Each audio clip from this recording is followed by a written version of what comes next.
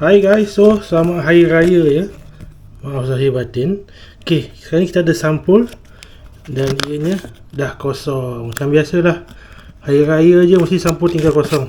Tapi jangan risau, kita ada ni packaging. Packaging ni tak kosong je. Yes. Ini pun ada duit juga dalam ni. Yes.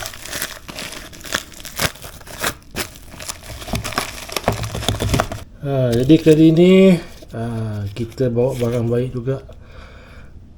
Semua duit-duit lama jadi saya dapatkan, tapi dia banyak macam daripada Amerika punya kot. Ni apa ni, one dime tahun 1907. Apa tu, United States of America.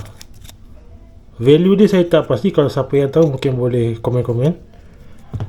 Ada banyak ni, 1944, sama USA juga, tapi nampak macam medal, bukan. 5 sen, 5 sen. 5 sen ni banyak lagi. Ini apa ni, 1999, Delaware, tak pastilah, the first state. Ni saya tak pasti lah.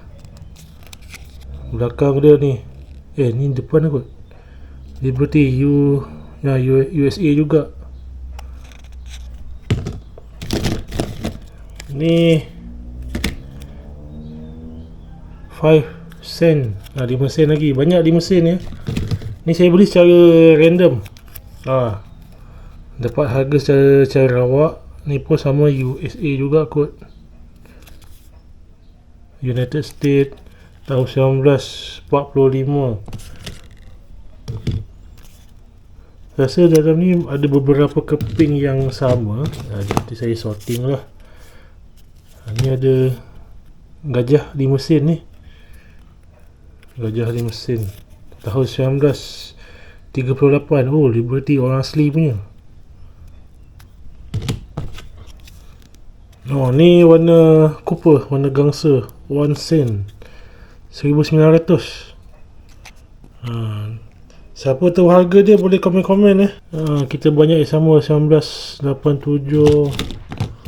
Sekejap, mana ni lain, USA lagi, tapi gambar helang, sedikit kabur lah, 1944.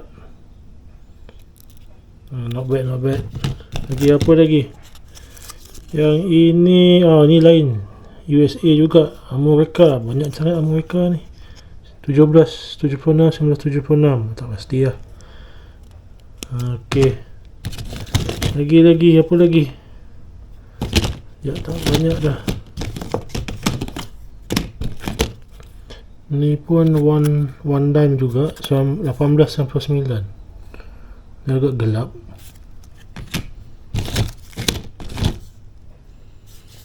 Ni, ni lain, ni apa ni?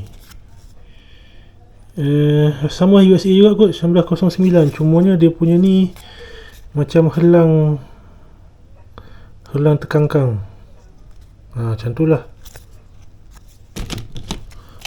Yang ini pun tak berapa jelas, Amerika juga, $quarter.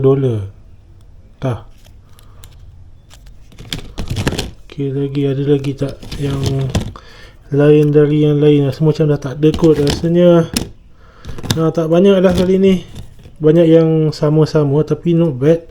Cuma harga dia, kalau siapa yang tahu boleh komen-komen ya. Saya ni sebab harga-harga dia ni tak adalah terlalu pakar. Ok, ni 1905. Ok geng, itu saja buat kali ni, video ringkas saja. Nanti kita jumpa lagi lah. Ada barang lain ni yang belum dibuka.